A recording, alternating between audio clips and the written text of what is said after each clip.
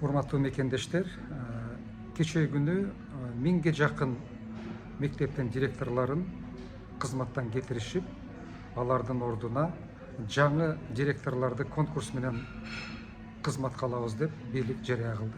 Муну алар реформа менен байланыштырып атышат. Мунун реформага эч кандай тиешеси жок.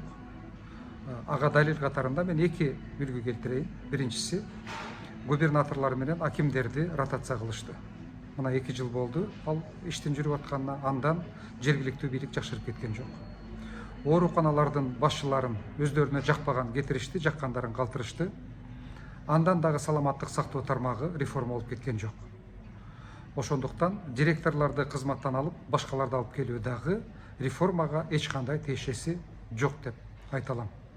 Биз демократтар жана демократиялык оппозиция үчүн билим тармагы эң маанилүү тармак болуп эсептелет. Себеби бул биздин мамлекетибиздин, улутубуздун жана бардыгыбыздын балдарыбыздын келечеги болуп эсептелет. Реформа кандай болот?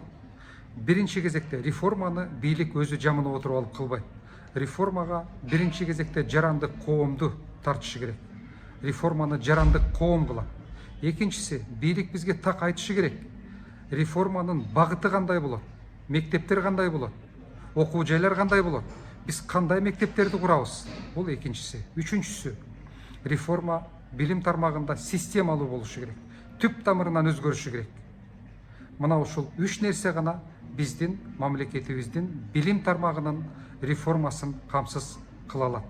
Эгерде бийликке биздин кеңешибиз сунушубуз керек болсо, биз демократтар жана демократиялык оппозиция кеңеш бергенге, сунуш бергенге даярбыз.